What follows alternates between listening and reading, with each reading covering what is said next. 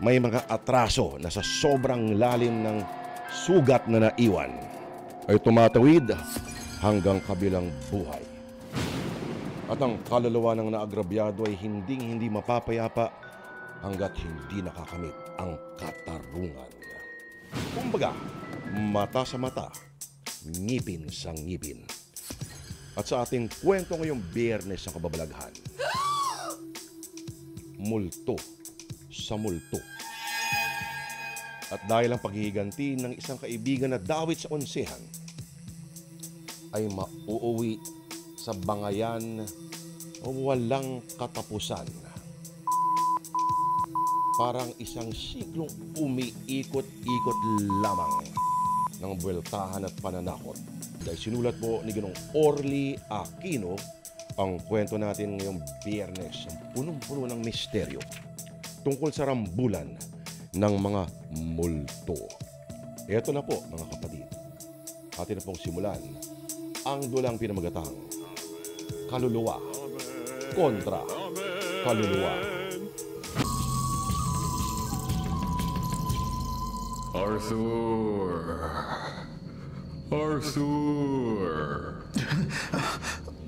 Martin? Ako nga. Hindi totoo to. Nananaginip lang ako. Totoong nakikita mo ako. Patay ka na? Namatay ako dahil sa kagagawan mo. Hindi ko kasalanan ng pagkamatay mo. May sakit ka. Inatake ako sa puso sa matinding galit dahil sa ginawa mong pag-angkin sa malaking halagang dapat sa akin. Huwag kang lalapit. Pagbabayaran mo ang kasakiman mo.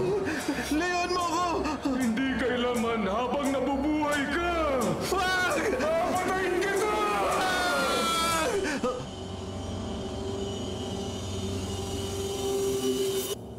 Arthur?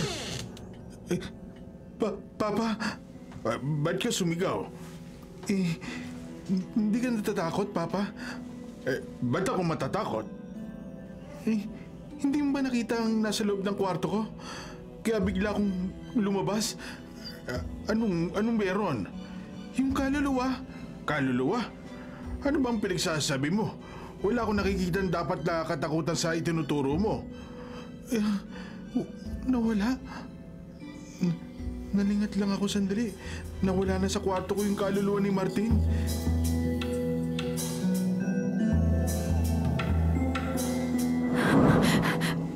Biglang lumakas ang ihip ng hangin. Glenda! Sinong tumatawag sa akin? Nag-iisa ako rito sa kwarto ah. Glenda! Parang may tao sa likuran ko.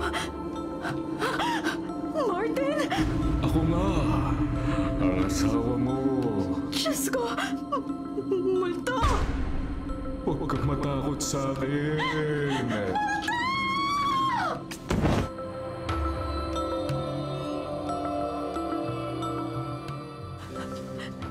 Lola Perla, Huwag kang matakot, Glenda.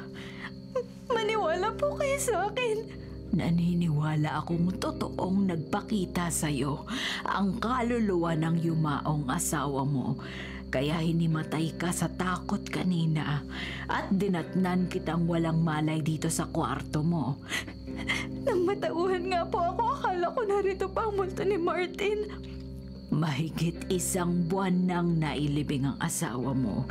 Dapat nananahimik na siya. Bakit po kaya nagbalik ang kaluluwa niya? Malamang hindi siya magkaroon ng katahimikan. Pero paano po matatahimik ang kaluluwa ng asawa ko, Lola? Paano po?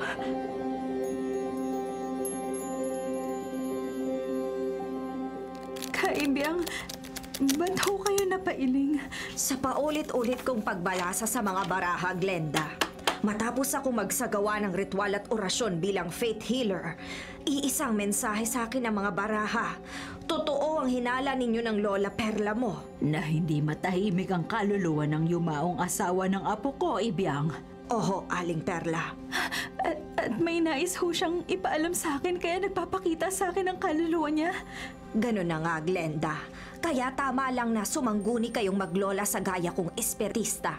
Sapagkat ano man ang nais ipaalam sa iyo ng asawa mo, dapat mong malaman at dapat mong sundin ano man ang nais mangyari ng asawa mo.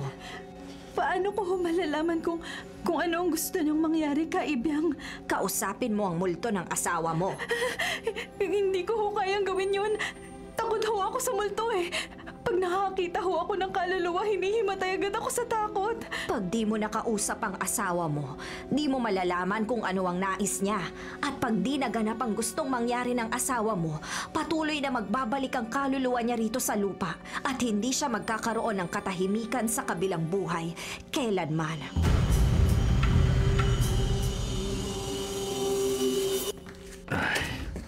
Maaga nakatulog si Arthur. Sinadya siguro niyang matulog na maaga para di na siya magawang gambalay ng multo ng kaibigan niya. Mang Minyong, Sino ka? Nasaan ka? narito ako sa likuran mo. Martin? Ako nga, Mang Minyong. Teka, patay ka na, di ba? Ba't nagbalik ang kaluluwa mo? May malaking dahilan ang pagbabalik ko. Dapat ka nang manahimik sa kabilang buhay. Hindi ako magkakaroon ng katahimikan dahil sa kasalanan sa akin ng anak niyo. May kasalanan sa'yo si Arthur? Napakalaki ng kasalanan niya sa akin. Dalawa kaming bumuo ng proyekto at magkasama kami naghirap para yun magkaroon ng katuparan. Pero nang kumita ng malaki ang proyekto, sinolo ng anak niyo ang lahat ng pakinabang. Ang malaking halagang dapat ay pinaghatian namin. Nagawa yun ni Arthur? Sakim, ang anak niyo. Ang kanyang kasakiman ang pumatay sa akin. Kaya dapat siya magbayad ng kanyang malaking pagkakautang. Dapat siyang mamatay.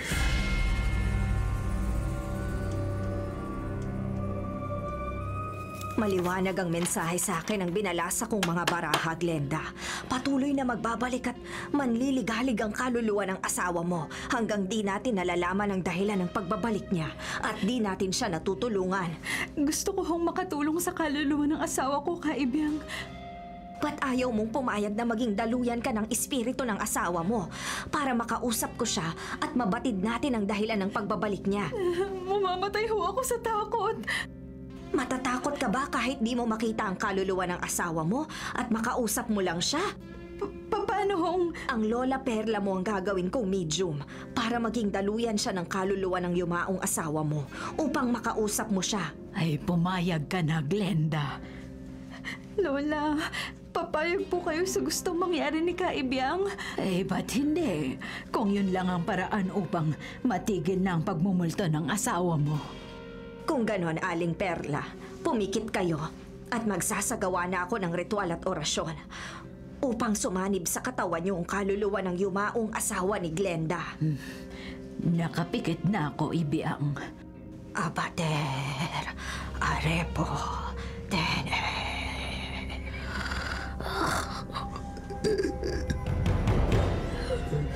Kaibyang, namumuti ang mata ng lola ko.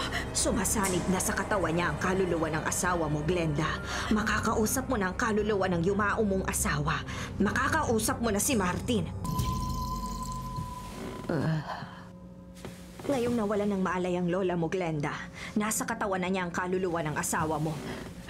Nanaibyang, kumikilos na ho ang Lola Perla ko sa sofa. Natatauhan na ho siya. Di na siya ang lola mo, Glenda.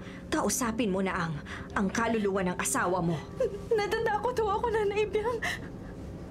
Gusto mong ako na ang kumausap sa asawa mo? Sige ho. Martin. Martin. Nanaibyang, nalilisik ang mata ng lola ko. Martin, alam ko na ang kaluluwa mo ang nasa katawan ng lola ni Glenda. Sumagot ka. Makipag-usap ka sa akin. Matandang babae!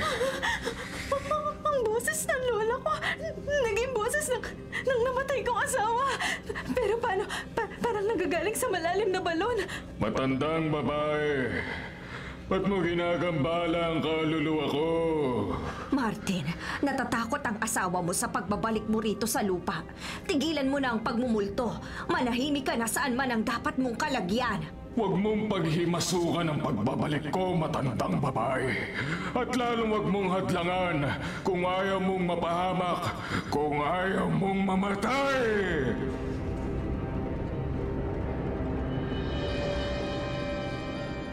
Pagpalain kayo ng Diyos.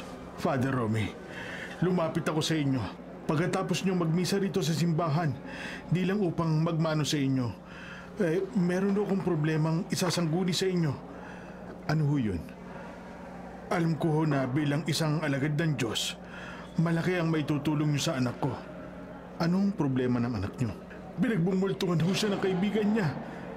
Multo? Maging sa akin, nagpakita ho yung multo, Father. Galit siya sa anak ko at gustong magiganti. Magiganti? Bakit?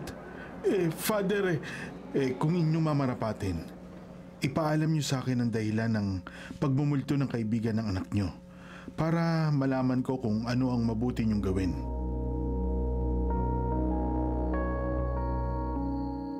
Di ko na ipinaalam kay Father Romy na may hindi magandang nagawa raw ang anak ko sa kaibigan niya nung nabubuhay pa ito.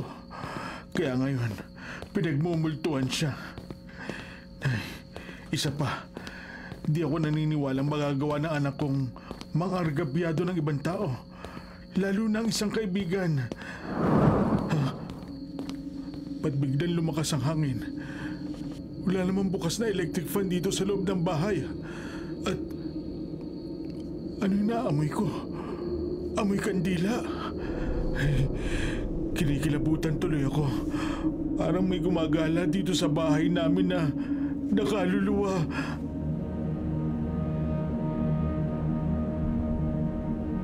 Kaibiyang, nawalan huli na malay ang Lola Perla ko. Dahil tinigil ko na ang pagsasagawa ng ritual at orasyon, Glenda. Baka mapaano siya. Huwag kang mabahala.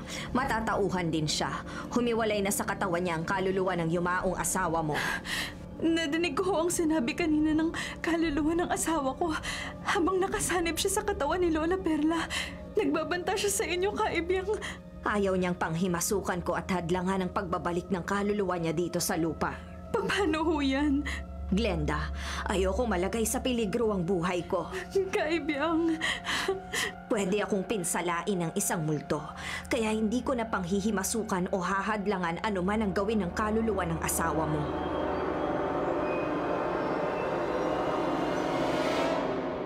Father Romy, naparito ho ako sa inyong parokya dahil tinapat ako ng espiritista. Nawala na daw ho siyang maitutulong upang magkaroon ng katahimikan ng kaluluwa ng namatay kong asawa. Iisa naman ang mabisang paraan para magkaroon ng katahimikan ng mga sumakabilang buhay. Ano po yun, Father? Ipagdasal natin ang katahimikan ng kaluluwa nila.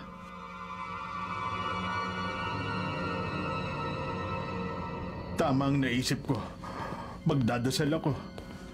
Pagdarasal ko sana magkaroon ng katahimikan ng kaluluwa ni Martin para hindi na kami pagmultuan ng kaibigang yun ni Arthur.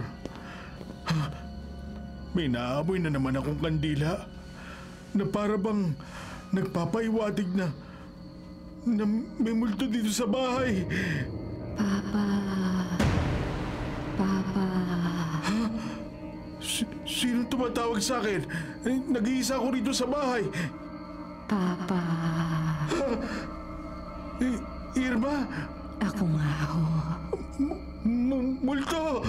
Huwag ho kayong matakot. Layuan mo ko, Irma. Papa, huwag kayong matakot sa akin. Inaamin ko, nung nabubuhay ka pa, nagkaroon ako ng kasalanan sa'yo. Mabigat ang loob ko sa'yo dahil di ako conforming ikaw ang napangasawa ng anak ko.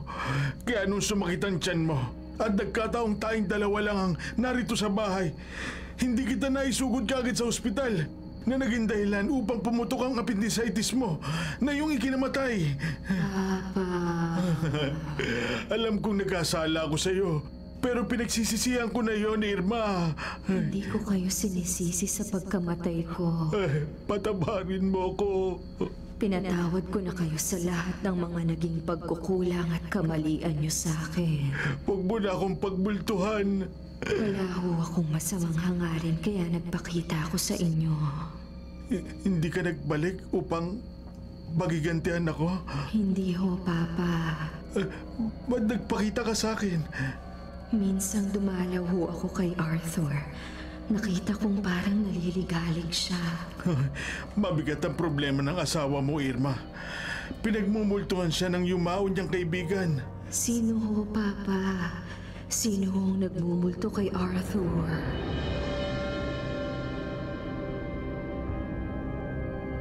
Glenda, huwag kang matakot sa akin. Huwag kang magpapakita sa akin, Martin. Mamamatay ako sa takot. Alam kong matatakutin ka, pero kailangan magpakita ako sa'yo. Ikaw na asawa ko ang higit na makakatulong sa akin.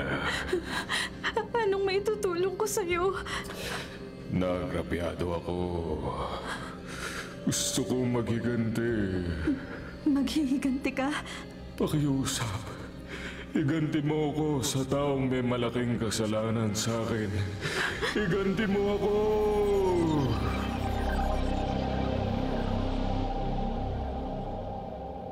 Bakit ka napailing, Kaibiyang? Hindi na kayo dapat nagbalik sa akin, Aling Perla. Sinabi ko na sa apo niyong si Glenda na ayokong malagay sa peligro ang buhay ko. Ipinaalam nga sa akin ng apo ko na ayaw mo nang gamitin ang iyong karunungan upang makausap mo ang kaluluwa ng yumaon niyang asawa. Ayokong ako ang pagbuntungan ng galit ng multo.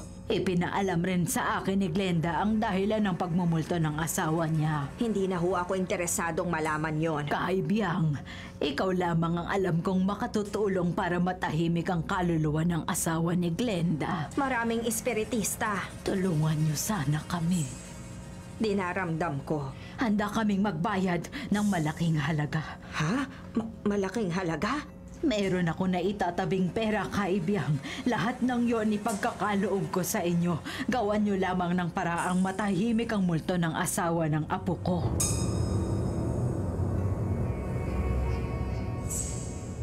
Ano ho, Papa? Nagpakita sa inyong kaluluwa ni Irma? Oo, Arthur. Pinagmultuhan kayo ng inyong manugang? Hindi siya nagpakita sa akin para patayin ako sa takot. Di maganda naging trato niyo kay Irma nung nabubuhay pa siya. Kaya nga humingi ako ng tawad sa kanya. At pinatawad naman niya ako. Kaya naniniwala ako, Arthur. Patatawarin ka rin ng kaluluwa ni Martin. Ba't niyo nasabi yan? May nagawa ka raw kasalanan sa kaibigan mong yon nung nabubuhay pa siya. Sino nagsabi sa inyo? Ang multo ni Martin. Nagpakita rin pala sa inyong multo niya. Pero, Papa, wala akong kasalanan sa kanya. Di totoong inargabyado mo si Martin nung nabubuhay pa siya, lalo na sa pera. Ganun ho ba ang sinabi niya sa inyo, Papa? Oo, niloko mo raw si Martin ng malaking halaga, kaya inatake siya sa puso. Hindi ko totoo yun, Arthur. Papa, sa akin kayo maniwala. Talagang ikaw ang paniniwalaan ko, anak. Salamat o, Papa. At ngayong nalaman kong wala kang kasalanan kay Martin, gagawa ko ng paraan para matahimik ang kanyang kaluluwa.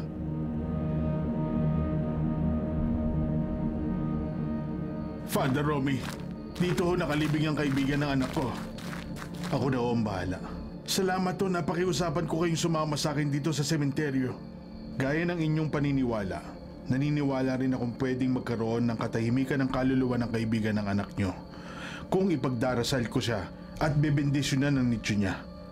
Sasamahan ko kayo sa pagdarasal, Father. Sige. Sa ngalan ng Diyos, bebendisyonan ko ang inyong puntod, Martin, upang matahimik ang inyong kaluluwa. Ha? Father Roby, nakita ko Mang Minyong. Umuusok! Biglang umusok ang nitsyo nang bendisyonan ko ng holy water. Itim na usok. Hanggang ngayon, na nakabalik na tayo rito sa inyong parokya, Father, kinikilabutan pa rin ako dahil sa nangyari kanina sa sementeryo. Ang pag-usok ko ng nitsyong binindisyonan ko, yun ay pahiwatig na di pabor ang nakalibing doon sa ginawa ko. At saka, ano, Father, pwedeng ang kaluluwa ni Martin ay nakipagsabwatan sa demonyo.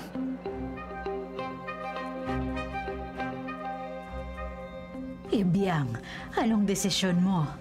Di ko pwedeng tanggihan ang malaking halagang iniaalok nyo sa akin, Aling Perla.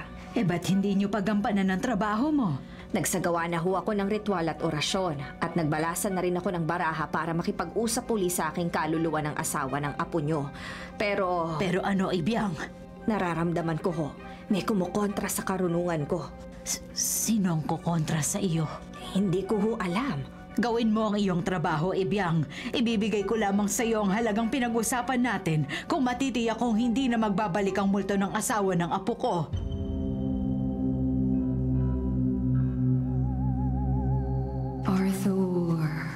Arthur. Irma, Ako nga. ba't nagbalik ka? Gusto kitang tulungan para di ka naguluhin ng kaluluwa ng kaibigan mong si Martin. Paano, Irma? Paano mo ko matutulungan laban sa gaya mong kaluluwa?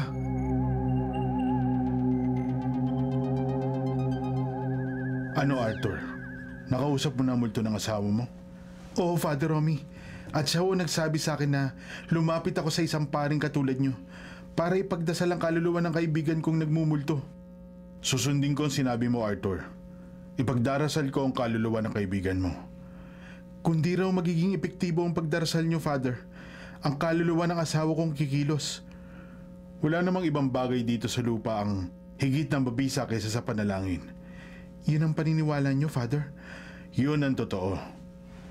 Malalaman ko kung pagkatapos ng pagdarasal nyo hindi na ako liligaligyan ng kaluluwa ni Martin.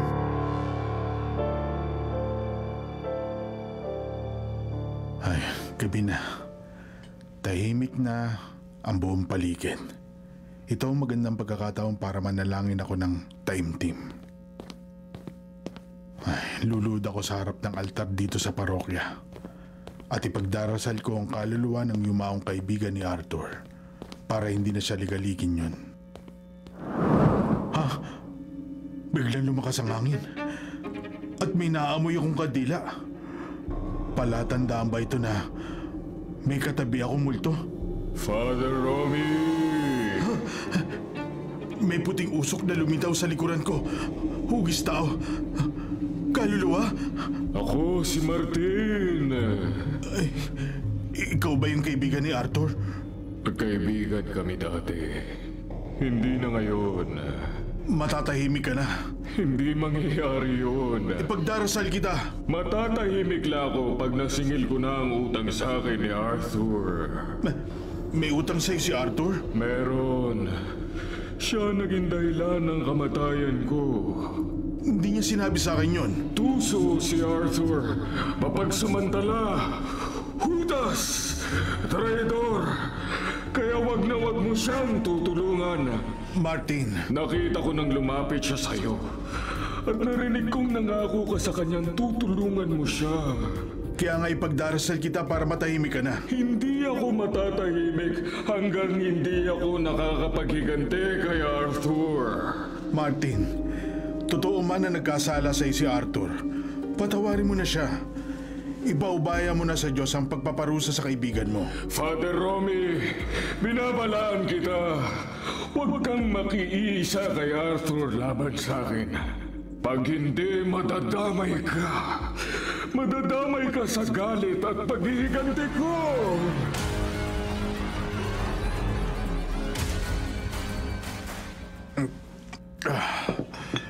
Marami ka na nainom. Pabayaan niyo na lang ako, Papa. Alak na lang ba ang ilalagay mo sa iyong tiyan? Kailangan kong uminom Dahil hindi ka matahimik. Dahil sa multo na Martin na yun. Di nga kaya totoo ang paratang niya laban sa'yo?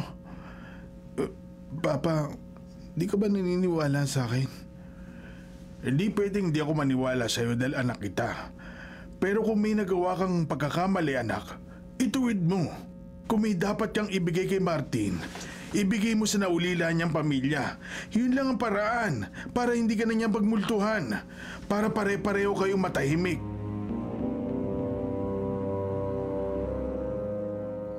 Ako na nagrabyado. Ako pa ang lumilitaw na namemerwisyo. Dahil kung kani-kanino lumalapit ang Arthur na yon. Martin, Sino yon? kaluluwa ko ng asawa ni Arthur. Irma, Martin, magkaibigan kayo ni Arthur. yun ang pagkakaalam ko. Kaibigan ko ang asawa mo. Kaya nagtiwala ako sa kanya. Pero hindi ko pala siya dapat pinagkatiwalaan. Hindi ko siya dapat itinuring na kaibigan. Dahil isa siyang traidor, oportunista, mapagsamantala. Patawarin mo na ang asawa ko. Huwag mo nang paghigantihan si Arthur. Pakiusap, Martin. Pakiusap. Ano, Father Romy? Nagpakita sa inyo ang multo ni Martin? Oo, Mang Minyong. Kaya ipagpaumanin niyo muna ang tumawag ako sa inyo. Wala ko kayong aalalahanin sa akin, Father. Ayon sa nakausap kong kaluluwa ni Martin, pinagbumultuhan niya ang anak niyo dahil malaki ang halagang inagaw niya kay Martin. Ganon din ang sabi sa akin ng multo ni Martin nang magpakita siya sa akin, Father. Hindi ko kaya totoo yun? Father, hindi mapagsamantala ang anak ko. Nagtatanong lang ako. Father, Ano man ang totoo, asahan niyong handa pa rin akong tumulong para hindi ligaligin si Arthur na multo at para magkaroon ng katahimikan ng isang naghihiganting kaluluwa. salamat, Father. Pero kung totoong may naging kasalanan ng anak ko, hindi ko siya kukonsintihin.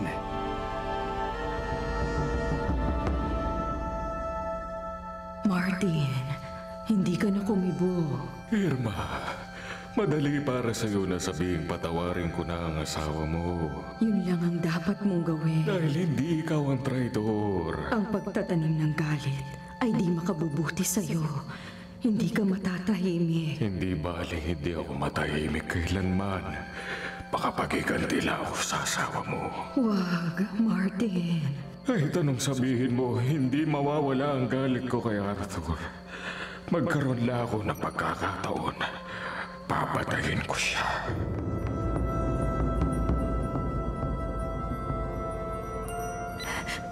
Hello? Hello, Glenda. Sino to? Papa ni Arthur. Natatandaan ko ho kayo. Minsan na ho tayong nagkakilala. Glenda, tinawagan kita dahil may ipapakiusap sana ako sa'yo. Ano ho yun? Pinagmumultuhan ng asawa mo ang anak ko. Alam ko ho. Alam mo? Kaluluwa ho ni Martin ang minsan ay nagsabi sa akin na hindi niya patatahimikin si Arthur. Glenda, walang kasalanan ng anak ko sa asawa mo. Tulungan mo sana ako. Magtulungan tayo para hindi pagbultuhan ni Martin si Arthur. Katulad niyo, gusto ko rin hong matahimik ang kaluluwa ng asawa ko. Kaya makikipagtulungan ho ako sa inyo.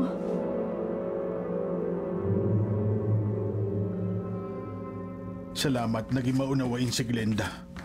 Napakiusapan ko siyang makipagtulungan sa akin para hindi na pagmultuhan ng asawa niya ang anak ko. Bang Minyong! Ang multo ni Martin, nakalutang sa itaas na hagdan. Kinukonsinti niyo ang kasalanan ng anak niyo! Martin, huwag ka lalapit sa akin. Isa kayong konsentidor na magulang! Layan mo ko! Nagkasas ako! Mahulog ako sa hagdan! Papa! Arthur, nakikiramay ako. Salamat, Father Romy. Parang natutulog lang ang papa mo sa loob ng kabaong. Kagabi lang kausap ko siya. Nakita ko nung mahulog sa sagdan, Father. Ginawa kong lahat para matulungan siya pero hindi rin siya nakaligtas. Kawawa naman ang papa mo. Ang multo ni Martin ang may kasalanan. Ang multo? Oo, Father. Naaksidente ang papa ko dahil sa malaking takot sa kaluluwa ni Martin. Ay, di pa rin pala kayo tinatantanan ng kaluluwa ng kaibigan mo. Di ko na siya kaibigan. Kampon siya ng dilim. Arthur, Father Romy, kung may magagawa lang ako laban sa multo, haharapin ko ang kaluluwa ni Martin. Tatapusin ko ang pagkakalit niya ng lagim sa pamilya namin. papa niya nadamay sa kasalanan ni Arthur sa asawa mo. Lola Perla, Naniniwala ako, Glenda. Hindi maghihiganti ang kaluluwa ni Martin kung hindi siya talagang niloko ng malaking halaga ni Arthur nang nabubuhay pa siya. wala ho tayong katibayan sa bintang ng kaluluwa ni Martin kay Arthur. Oo, pero talagang kasalanan ni Arthur kaya pinagmumultuhan siya ng asawa mo. Kasalanan niya kaya nadamay ang kanyang papa sa paghihiganti ni Martin. Kasalanan ni Arthur.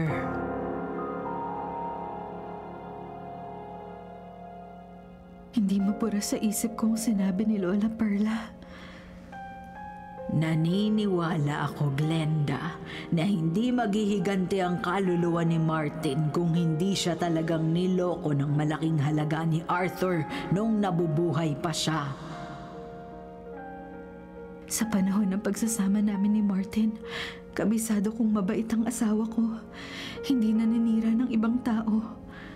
Pwedeng totoo na may malaking kasalanan sa kanya si Arthur, kaya niya pinagmumultuhan. Glenda. May puting usok na lumitaw dito sa kwarto ko. Kaluluwa ng isang babae. Huwag kang matakot.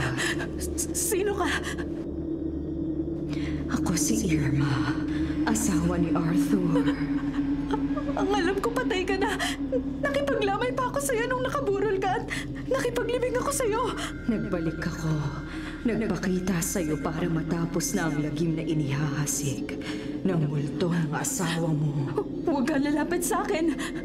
Glenda, makipagtulungan ka sa akin para itigil na ni Martin ang pagsasabog ng lagim. Layuan mo ako!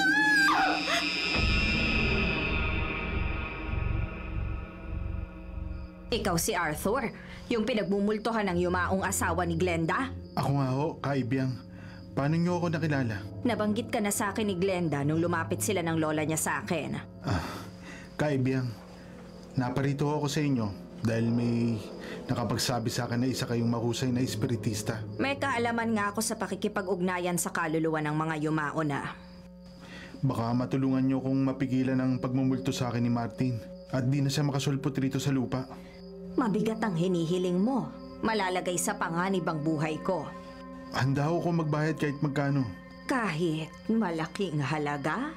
Sabihin niyo, kaibyang, magkano? Magkano ang kailangan niyo?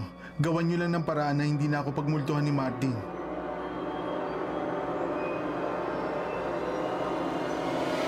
Lola Perla!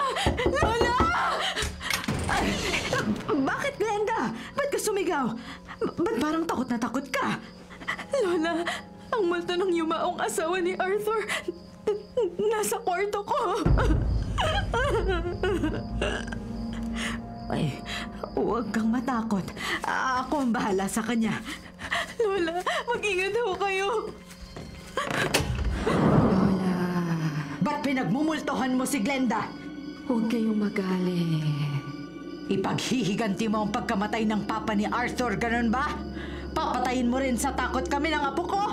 Dahil multo ng yumaong asawa ni Glenda ang nakamatay sa biyenan mong lalaki. Wala ho akong balak maghiganti. Naparito lang ho ako para makiusap kay Glenda. Na makipagtulungan siya sa akin para matapos na ang pagmumulto ni Marty. Huwag ang kaluluwa ng asawa ng apo ko ang sisihin mo. Si Arthur. Ang asawa mo ang may kasalanan ng lahat. Si Arthur ang dapat sisihin sa mga nangyayaring lagim.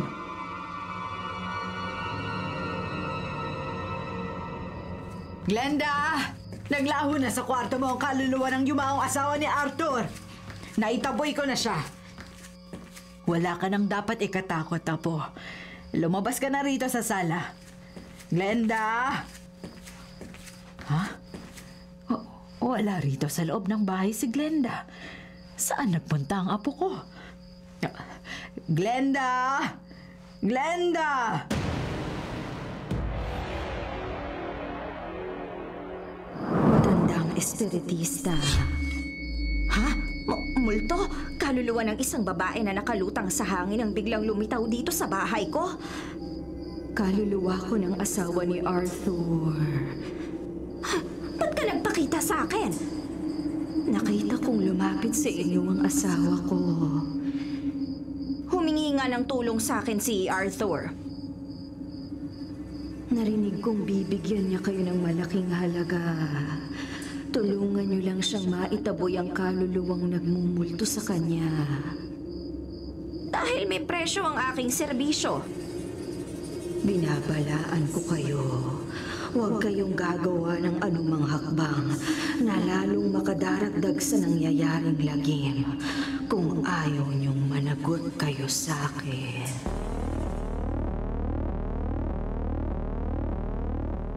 Hindi ako magsasawa sa pananalangin.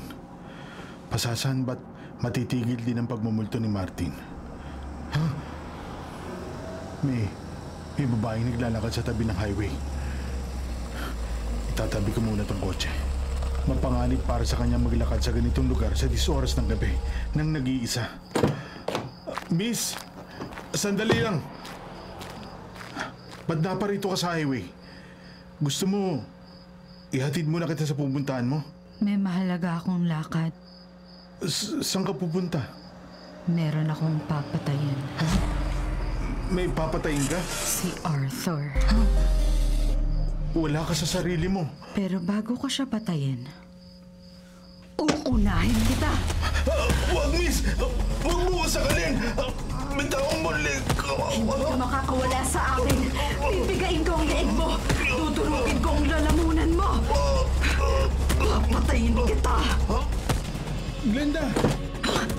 Arthur, salamat dumating ka! Glenda, bitawan mo si Father Romy. Huwag mo siyang sakalin. Ako ang bitawan mo. Napakalakas niya. Arthur, parang wala sa sarili yung babaeng ito. Pagtulungan natin siyang pigilan, Father. Oh, Arthur, bibindisyonan ko siya para kumalma siya. Hindi niyo ako mapipigilan. Magkikita pa tayo, Arthur. Tumakas siya, Father. Hayaan na natin siya, Arthur. Parang sinasapian ng demonyo ang babaeng yun.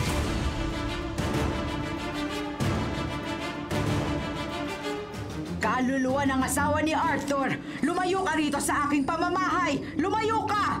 Lola, nagpakita uli ako sa inyo dahil kailangan ko ang inyong tulong. Wala akong maitutulong sa iyo! Nagbabanta na naman si Martin na magsabog ng lagim ngayong gabi. Hindi ko na problema yon. Lola, nakikiusap ako sa inyo. Ang apo kong si Glenda ang problema ko! Nawawala siya! Sumanib ang kaluluwa ni Martin kay Glenda. Ano? Sumanib sa apo ko ang kaluluwa ng kanyang asawa? Oo, Lola. At ginawa yun ni Martin upang mapatay si Arthur. Hindi talaga titigil si Martin hanggang hindi siya nakakapaghiganti sa asawa mo. Lola, pigilan niyo ang asawa ng apo niyo. Pag di napigil si Martin, malamang mapatay niya si Arthur.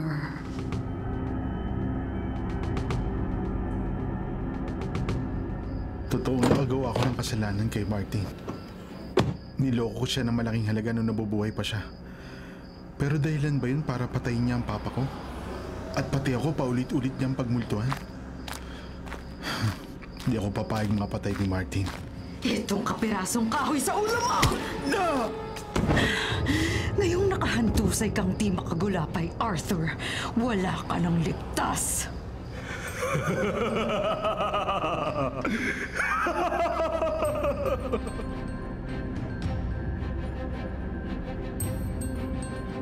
Malakas ang kutob kong kina Arthur ang punta ni Glenda. At si Arthur ang talagang puntirin niyang patayin. Malapit na ako kila Arthur. Kung naroon si Glenda, malaki ang paniwala kong sumanib sa katawan niya ang kaluluwa ng yumao niyang asawa. Siguradong tatangkayin niyang patayin si Arthur. At yun ang hindi ko mapapayagan. Mangyari na ang mangyari. Hahadlangan ko ang pagsasabog ng lagim ng kaluluwa ni Martin.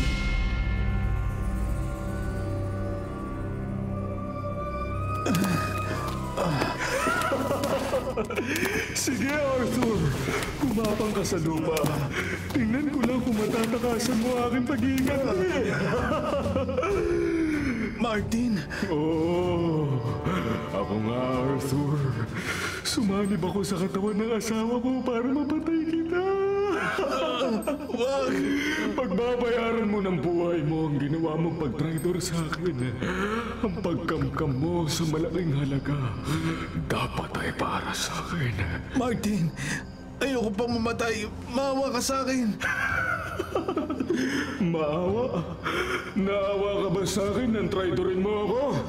Nangangkinin mo ang perang dapat ay para sa akin at sa pamilya ko! Patawarin mo ako. Hindi kita mapapatawad! Pinagsisisihan ko na nagawa kong kasalanan sa'yo. Huli na ang pagsisisi mo. Mawawala lang matinding ngit-ngit ko sa'yo pag napatay na kita! Huwag, Martin! Tutuluyan na kitang patayin! Sige, Arthur! Mangisay ka! Mamatay ka!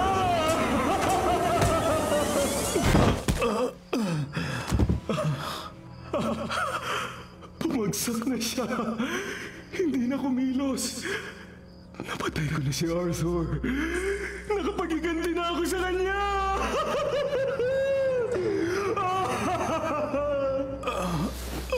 Ano? Kumikilos pa si Arthur. Umabangon pa! Buhay pa siya! Martin. Ako si Irma. Sumanib ako sa katawan ng asawa ko para pigilan ka sa pagsasabog ng lagim. Hindi! Hindi mo ako mapipigilan! Arthur! Sugaban mo si Glenda. Malamang sumanib sa kanyang kaluluwa ng yumaon niyang asawa. Halika, Martin.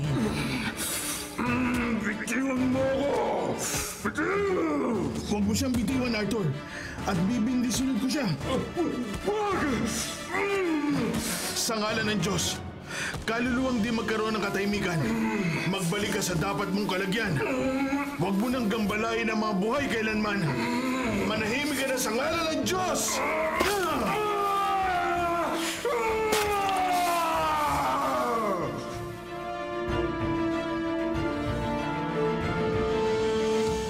Naglaho na ang kaluluwa ni Martin. Oo, Glenda. Bago ka pa nagkamalay, umalis na ang kaluluwa ng asawa mo sa katawan mo. Taimtim na dasal at holy water ang naging kasangkapan ko para maitaboy ang kaluluwa ng asawa mo. Di na siya muling babalik dito sa lupa, Glenda. Dahil nalaman ko na ang pagkakamali ko. Bago pa sumanib at umalis sa katawan ko, ang kaluluwa ng asawa ko.